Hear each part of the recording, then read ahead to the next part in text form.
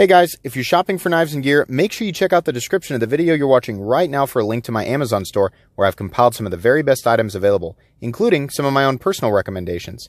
Thanks!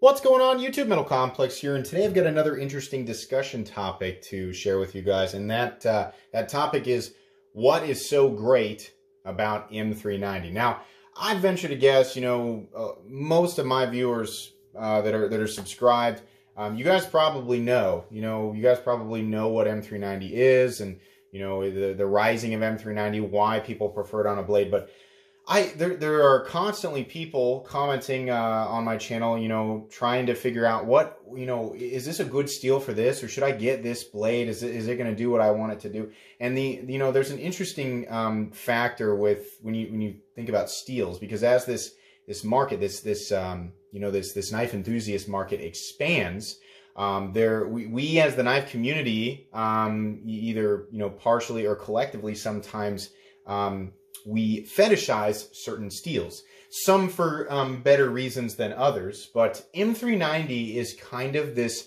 unique beast in that it has been on top. We're going to talk about it, don't worry. It has been on top as a preferred steel in a premium knife, or at least a knife that's like, people are like, oh, it's a good knife, right? It's got M390 on it, oh, it's a good knife, right? I mean, we've all heard that. So what I'm getting at here is that this is not so much a video that's made for people who are well informed in this area, who've been a part of the knife enthusiast world for a long time, but newcomers of the knife world who might be kind of confused about what's the big, what's so great about M390? Why does it seem like, the sprints of certain models or the special editions of certain models come out in this steel? What is so great about it, right? We're going to talk about that. I'm going to talk about my opinion on how it came to be so popular. Thank you so much to all of my generous patrons who are supporting me during this time. It really means the world to me. If you want to check out my Patreon, there is a link down in the description. We have a lot of fun there. There's some exclusive benefits. So yeah, feel free to check it out. So anyways, we've got a whole bunch of knives here that are all in different forms of M390. So M390 is made by Böhler in Sweden. And there's another form of it that would be 20CV, which is CPM 20CV is made by Crucible. And then the third form, it's all the same composition, by the way, is cts-204P, which is made by Carpenter. They are all the exact same composition. The only thing that can affect the composition, the only things that can affect the composition is, of course, the geometry of the blade, and then the heat treat. I know that people want to say, it's all about heat treat. We know. I'll point it out real quick. You don't have to, get it in there. Yeah, heat treat can affect it, and the geometry of the steel. So what we've got here is, and this is part of my point, this is the Kershaw Bare Knuckle in 20CV, US-made knife for $75. We have the ZT, I always forget the model numbers on the ZTs. The 0609 RJ Martin design in CPM 20CV. We have the Microtech Sigil. And by the way, this is something around, what is it, a $240 knife? Microtech Sigil, substantially more expensive, right? Also utilizing, this is M390, so that's the Böhler version. We have the Doug Ritter RSK MK1 G2, another fantastic model, model for the money, $155, $160 utilizing M390. We have the Microtech Combat Troodon Hellhound Signature Series, so this is technically a mid-tech, much more expensive, about $600 mark, utilizing 204P, even though it's not printed on the blade. We have the CRKT Homefront, interestingly enough, is actually utilizing, as you can see there, camera, hello, thank you, M390. This is a really expensive knife too, by the way, $450. We have the Giant Mouse Ace Sonoma, utilizing M390, made by Riot. It's about a $270 knife. We have the Benchmade Mini Crooked River from the Custom Shop, utilizing CPM 20CV. I imagine this build was something around $260. And then finally, the Microtech SOCOM Elite, a US-made knife utilizing M390 in about the 206, what are they, 260, something like that. My point is that we have knives all utilizing the same composition of steel, ranging from $75 to, in this case, $600. The steel is never the thing that makes the knife cost so much money. I think the fetishization, is that the word, of M390, I don't even know if that's a word, by the way, but I think you guys understand where I'm coming from. The idea behind the steel being the most important aspect of the knife is understandable because that's, I mean, the blade is the part that you're using to do the task, right? So it's easy for people to kind of trip over the idea that the steel is what's making the item cost that much money when it's not the case. I mean, where the knife is manufactured, how many processes, how much human attention goes into the blade, and how many different, I mean, if there's complex finishes and multiple layers of different parts of its creation, then of course it's going to cost more money. Especially in the case of the Combat Trudon, you have that being the case, part production, part hand-ground blade, and then you've got U.S. labor costs, and it's a little bit overpriced. I mean, let's be honest, even that being the case. But yeah, so it's not the fact that it's using M390, or in that case 204P, that's making it cost that much money, but it sure does drive the point home to the customer. And these knife manufacturers, knife makers, you know, these the steel companies too, have all collectively figured this out. People want it because it's been held up on a pedestal. Why? What's so great about M390? You haven't actually answered that question. Well, let's talk about the steel. So I'm going to say this right off the bat. I'm not a metallurgist. I'm not a scientist.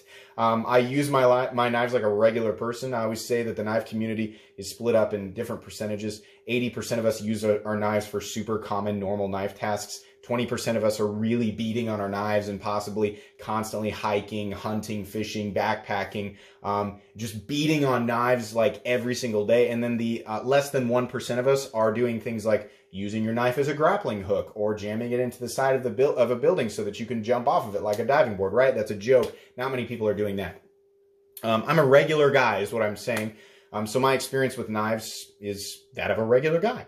I do know a fair bit about M390 though in terms of the composition. So the idea behind M390 is that it has an excellent ratio between edge retention and corrosion resistance, which as far as metallurgy goes and as far as I understand it is not super easy to achieve. You're going to get really good edge retention and also be really stainless. I mean, steels like, you know, LC200N are massively stain resistant and have really good edge retention, but it's not as good as M390. And then I mean, LC200N, a lot of people say is like, it's impossible to stain it, but there are steels like H1 that are even more stain resistant, right?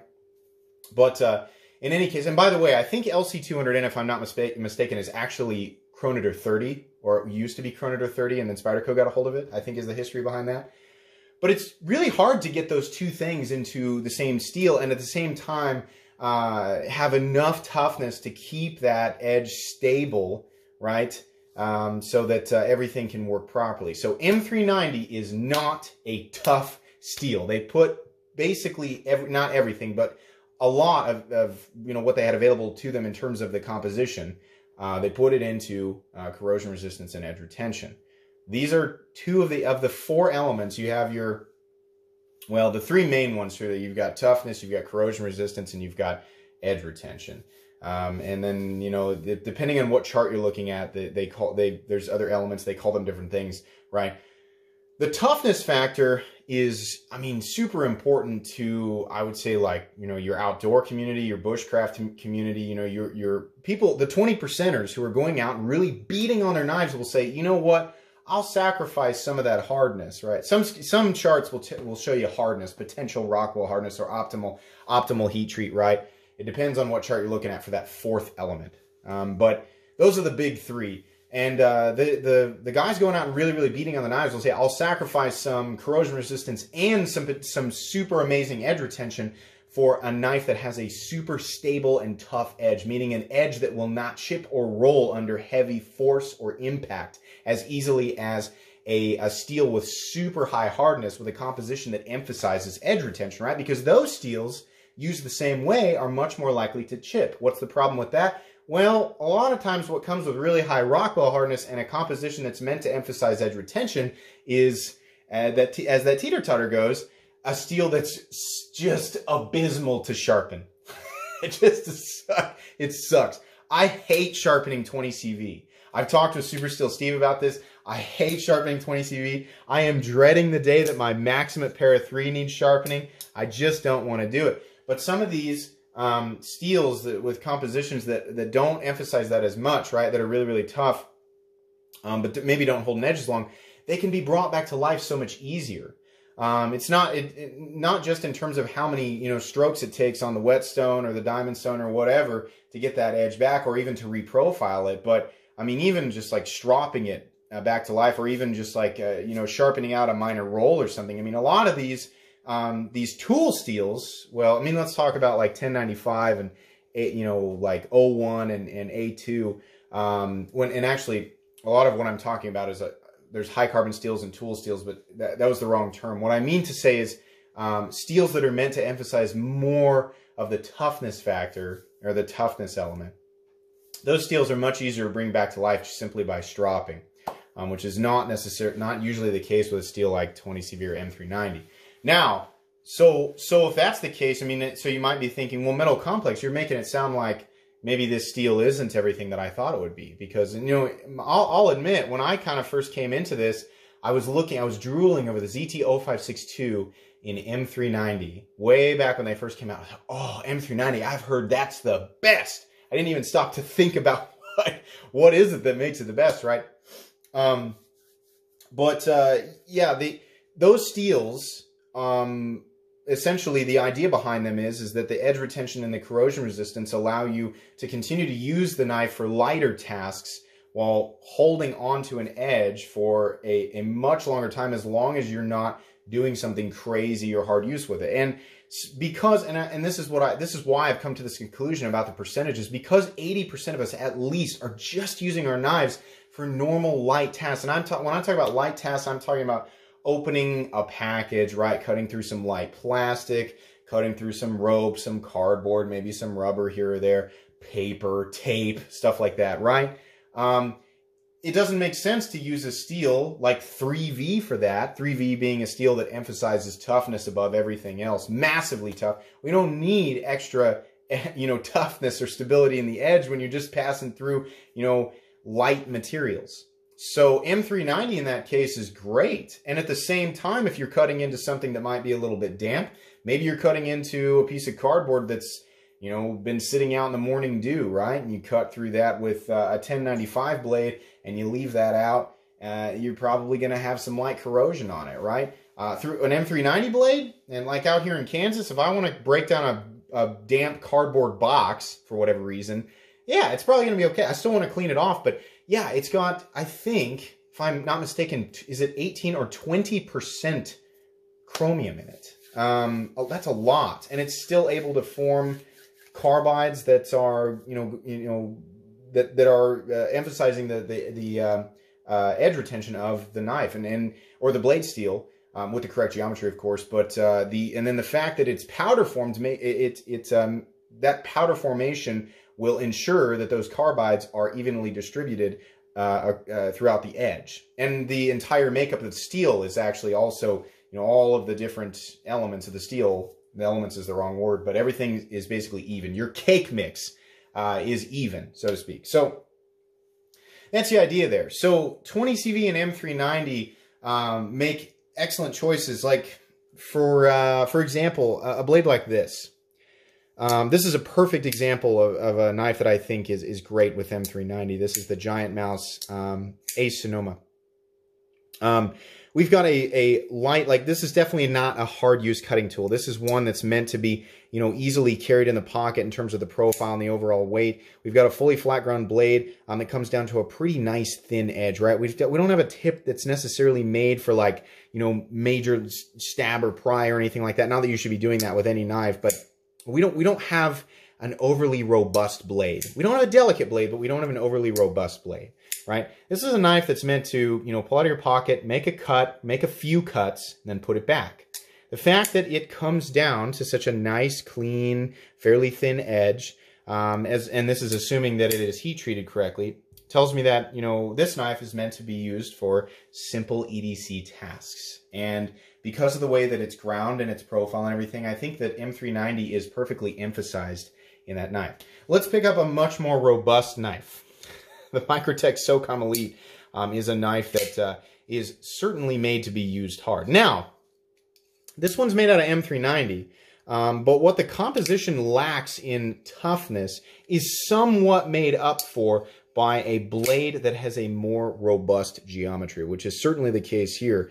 Whereas this guy's only about 140 thousandths or so. What is going on with the camera today? The SOCOM Elite's 187 thousandths, I think, 190 thousandths. So it is possible, you know, in some areas of the knife for it to be slightly more durable because it is thicker behind the edge. It's thicker up here behind the tip. But the potential, you know, the cutting performance, which is something that you would want. You'd want to have a blade that can get thin enough to slice efficiently, but there's enough stability there to hold to keep the edge from chipping or flaking away while you're doing these regular tasks, right? So M390 does that. It allows a blade that's got a nice thin slicey edge to cut normal lightweight or light to medium style media or materials, right, for an extended period of time, for a super long time before it needs to be resharpened. That's kind of lost in a knife like this, right? So it's got a thicker edge. The entire build of the knife is one that suggests, you know, take me out into you know, onto the battlefield, you know, and use me extremely hard, right? Or take me camping or, you know, whatever. And so you have this blade that seems to be ground in a way that, you know, that emphasizes those things, but it's made out of something that is not really in that ballpark. To me, I think the Microtech SOCOM Elite would be amazing in like S35 VN, a stainless steel that's not nearly as edge retentive, but a lot tougher, right? Or even, you know, 154cm or CPM 154. But here's the problem. Let me drive this home because I know this is a really rambly video. 154cm and CPM 154 are amazingly well-rounded steels. You have corrosion resistance, you've got decent edge retention, you've got decent toughness right there. They're really good for a wide variety of things. You'll notice that ProTech still uses this steel. Benchmade used to use it a lot more. Microtech even used to use it a little bit, if I'm not mistaken. But I feel like Benchmade and Microtech kind of picked up on 154cm's not cool anymore. It's not the new thing. It might have a composition that will serve the user perfectly well in, you know, in a user setting. But what's the state of the knife world right now? I mean, who are we selling these knives to? As much as people hate to admit it, the part of this knife world that is growing, the buyer part of this market, there are more and more and more enthusiasts, right? And the enthusiasts are getting the impression from the information floating around out there that is sometimes out of context that M390 is the best, right? So if 154cm was a better choice here, it becomes trivial in some situations if they really want to sell the knife. You print M390 on it, and people are going to buy it, even if it doesn't make sense. Here's the horrible irony of this, and the hypocritical part of this in terms of me. I know this, and I still seek it out. I just purchased a Hinderer XM24 in 20 CV steel because I can't get rid of that part of my brain that's like, it'd be really cool to have in 20 CV, right? Because 20 CV is so good. It makes 20 CV to me makes no sense on the Hinderer XM24. Heat treat can alter exactly how the steel performs in a certain geometry, right? So you'll hear that to get the best performance out of CPM 20CV/M390/204P, that it needs to be hardened to somewhere between 60 and 62. I think the knife community for the most part collectively agrees that that's optimal hardness, right? So if you dip down to 59, they call that soft for M390, right? 50s isn't necessarily, it's not like for all steel 59 is soft and 60 starts at hard, right? It's not the case. It's just where people think. Now, you know, again, I'm not a metallurgist, but if you've got a M390 blade, you know, you've got a really robust blade that's made out of M390, and you know, perhaps the blade geometry suggests that it's meant for harder use. Hardening that thing to 62 or even 63, 64, as I've heard M390 can get up to, or possibly higher, it doesn't really do it, you know, as much good, because it's like, well, this wedge will now hold that wedge for well, okay, you know, it's like, considering what people are going to be using this for, if you lower the Rockwell hardness a little bit, it makes it less likely to chip and perhaps a little bit easier to sharpen. So sometimes you'll see robust M390 blades that are hardened to 59. And then sometimes you'll see robust heavy-duty blades made out of M390 that are hardened to 62 because, I mean, let's be honest, sometimes it's just, they're just trying to sell the knife. Now, don't get me wrong. I am not suggesting that this knife was just meant to be sold and not actually meant to be used. There are plenty of things that you can do with a SOCOM Elite that's got M390 on it that's properly heat treated, that it will do efficiently, right? I just think, you know, for me, when I'm thinking what I might use that knife for, maybe M390 is not the best choice. So M390, just, if you're going to take something away from this, M390 is not the best steel. There is no best steel. I have another video about this, but it's a great steel, but in certain situations. And that's the case with every single steel. Is it nice when you spend a lot of money on a really premium knife that kind of has that look and that feel, and you're kind of just, it's like, yeah, I bought this to use it, but I also just really like how it looks and it's pretty, and I kind of wanted some pocket jewelry. You know, I saved up and I wanted to buy something nice, you know, and I get the impression that 20CV is a good steel to have, so I kind of want it to have that all-encompassing premium feel. Yeah, I mean, that's totally understandable. I do that too. But just because the steel is on the knife doesn't mean it's the best thing for that blade. It all depends on what you're going to use it for. It absolutely has to do with heat treat and blade geometry, but it really comes down to what you're going to use it for. Absolutely. If you're going to go beat the tar out of a fixed blade, 20CV is not the right steel, right? It also depends on where you are. I mean, how corrosion resistant the steel is, right? If you live by the ocean, you may not have a choice but to choose a steel that is heavy on corrosion resistance. You know, forget how long it holds the edge or how tough it is. The main thing that's going to be important to you in that environment is corrosion resistance, because if it's got the most amazing edge retention in the whole world and it's unbelievably tough, but it rusts, Maximum, it's not going to work out. It's not going to work out for you. You're going to have you're going to have something that looks like it fell off of a ship in the middle of the ocean, you know?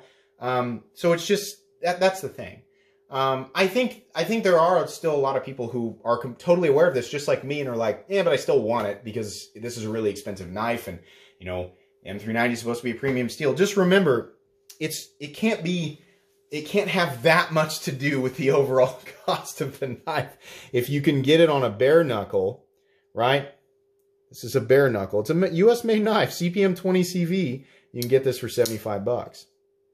It is a great steel, and it is a great steel for general EDC, which is what we're using our knives for anyway. So, I mean, the flip side of this is if you want to spend $600 on a Microtech Combat Troodon Hellhound for general EDC, yeah, 204P is going to treat you pretty well.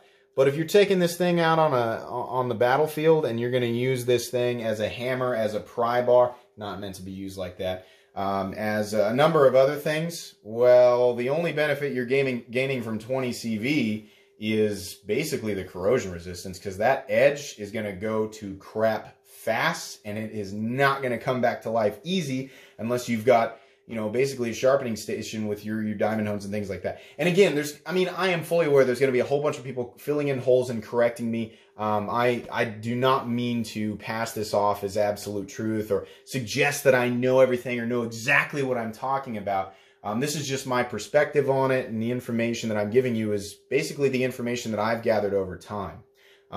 So, you know, if you're like, I don't use my blades very much, I just kind of collect them, and I just like knowing that 20 CV is on it, you know, then yeah, go ahead, you know. But if you are just getting into the knife world and you're like, I buy knives to use them, I don't know, I didn't understand anything about the whole infatuation with M390. You know, should I get it? Should I not? It completely depends on what you're going to use it for. But don't be fooled into thinking that it's absolutely the best and that it's contributing a lot to the overall cost of the knife. It certainly has a ton of different elements. This was very stumbly, rambly, you know, and I may regret going back and watching parts of this as I stumble over everything, but I hope you guys got something out of this. And I hope that at the very least you were mildly entertained. If you did enjoy the video, please leave a like. If you'd like to check out my other content, I do, of course, have lots of videos of knives that are either expensive or inexpensive that I do or don't like. So check those out. And if you enjoy all my content, go ahead and click on this Metal Complex logo right here and subscribe, because there's definitely more coming. Thanks again for watching, everybody, and have a great day.